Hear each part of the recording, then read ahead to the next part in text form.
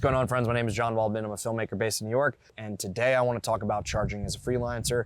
How much should you charge? How should you charge? Whether you're a DP, camera operator, gaffer, sound mixer, whatever it might be, this video is for you. So first off, let me preface this. I'm a freelance DP and camera operator. I work a lot on documentaries, live shows, branded content, sometimes commercials, events, kind of do a little bit of everything. I primarily work through production companies that hire me as a freelancer. They hire me for my labor and they hire me for my kit. So how do I break my pricing down? Every project is different. So first, I start off with a day rate for my labor, whether as a camera operator or a director of photography. I consider a full day 10 hours, up to 10 hours, and I consider a half day up to 4 hours. So labor, it could be for a shoot day, a travel day, a prep day. There's different ways to negotiate. Sometimes I don't get a travel day, sometimes I don't get a prep day. Kind of is dependent on the project's needs, the budget, yada, yada, yada. Things that I rent for gear, I have camera, lights, sound, grip, teleprompter, Easy Rig, Ronin, whatever. I've kind of made things a la carte with how I charge for things. I also charge for travel expenses. I'm now doing, like mileage. I live in New York City, so tolls, congestion tolls. I personally hate hourly. I think it's you charge for a half day or a full day. I honestly rarely want to do half day anymore. I just ask for the full day because it's like, yeah, can you come shoot this two quick interviews? It'll be 4 hours. It's not including, think about the 2 hours it takes to prep all the gear, the hour of commuting to set, and then doing the reverse. It's a full day. So I don't really like to ever book a half day. I will negotiate down on my gear rentals. A typical day for me is, let's say, hired as a DP for a day, full day, 10 hours. So I have a price for my labor, and then I bring a one camera package, and I kind of have like a set fee for that. Let's say my one camera package is a Sony FX6, sticks, monitor, lenses, battery, media, and then I'll usually throw in like the Easy Rig if there's some B-roll involved. Or my other rig is FX3 Gimbal Package, sticks, and then the same sort of lensing, monitor, that sort of thing. So basically providing one camera that can be on sticks or could be handheld and have some motion. If the client wants two cameras, then I'll charge for the second package. The second package, I'm usually a little bit more lenient on the cost just because it's like, I'm just like pretty much just throwing a body in and a Ronin.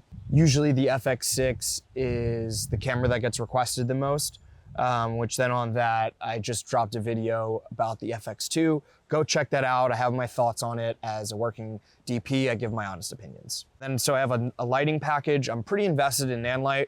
I want to fully be invested in Nanlite. I love working all on one app. I think another add-on, you have the teleprompter, audio. I try to charge a little bit more. And honestly, I think I need to start charging. Like, listen, if it's like a one camera interview, and they want me to run for one person, I could run a boom mic, fine. But I think I should charge a little more on labor because that means they're cheaping out and not hiring a sound mixer. So I might just ask for a couple $100 extra just to run sound. Not a bad idea. Do you guys do that?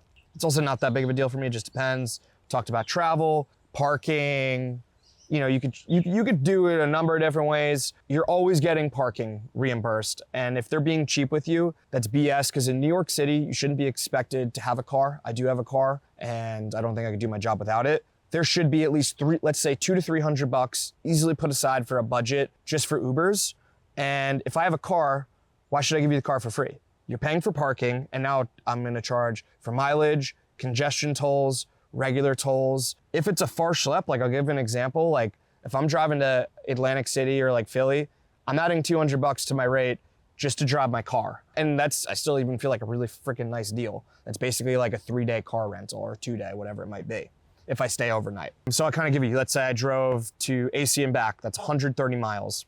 The 2025 mileage rate was 0.7. 130 times 0.7 is 91, times 2 is 182. Add a little $18 for the tolls. I was actually probably an undersell on myself, $200. So that accounts though, coming up with the figure, it accounts for my gas, my wear and tear, tolls. Travel is not free. Car insurance is expensive. Fixing the car is expensive. How else do we get tens of thousands of dollars of gear places? It needs to be driven.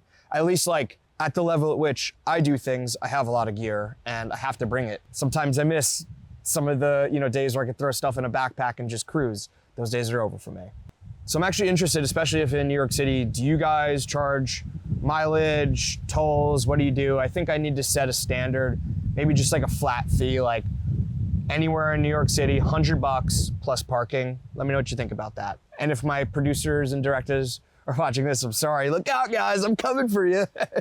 The travel days, I'm not as picky about billing because it's like, let's say it's a shoot in AC, and if they're gonna put me up in a hotel that night, kind of call it like an even, you know, kind of like even, and I could drive up at night, it doesn't, or drive down at night, it doesn't matter. I will say though, and I need to start doing this, if I, let's say, start driving at 9 a.m. and my call time was 12, and remember what I said about labor over 10 hours? Let's say I started at 9, call time was 12, let's say it was a 3-hour drive, but then the shoot ended at 7. That's a 10-hour workday. If the shoot ended at 8, then I need to charge overtime. How do I charge for overtime?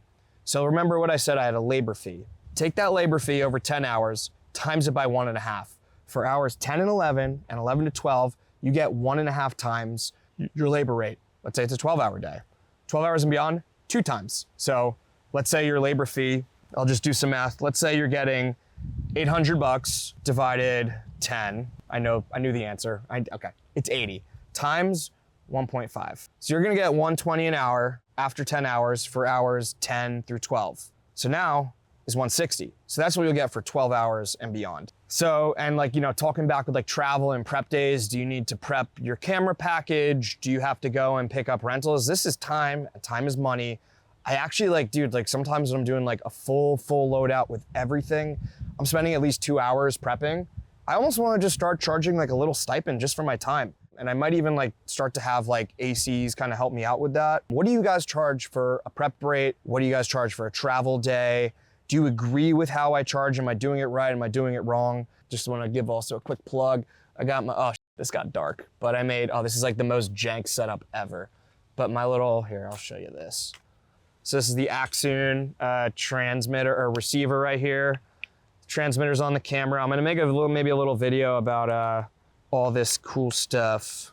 Hope you guys enjoyed this video. I hope it was helpful. And remember, also just talk to your peers and see what they're charging for stuff. Whenever I get passed off a referral, hey, I was getting this amount, this was my quote, or this is what they said they offered, just be transparent. It's like, that's just the move. And like, you know, just, you know, I had a job offered to me for like a multi-camera thing with XYZ, and it was like below rate. And I was like, hey, like, this is not a great rate. It's still like, you know, you look at the figure, it's a nice amount of money, but it should be more. And sometimes you gotta go get the bag. I totally get that. Especially, you know, you need money, whatever. And actually, maybe I should make a video about when I do take lower than my rate, when I do work for free, all those things, because that is actually a part of what I do sometimes. Let me know if that interests you.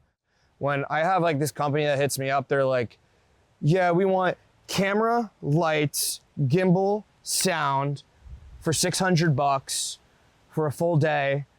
And I'm like, my guy, that doesn't even cover my labor fee. So it's like, it's so disrespectful to me. And maybe he doesn't know, and maybe he needs to find someone more like a student or a younger filmmaker that's still growing. Like, listen, in my first few years, I would have ran for that all freaking day, but now I'm just at a different place. So just keep on grinding, keep charging more. The more you charge, you're gonna get better work, easier clients to deal with. The cheaper the clients are, the worse. I know I'm kind of just rambling right now, and on that, I am gonna start a podcast one day too, The John Waldman Show. But all right, now I'm actually gonna sign off. Sorry if this wasn't the best setup today. Oh no, it's hotspots. I don't really care. All right, peace guys. Have a good weekend or week whenever I do release this. Peace. This is the vlog pod from Freewell. I really like how you can kind of, you know, bend it in different ways. There's different mounting options for 1/4-20 and for a phone.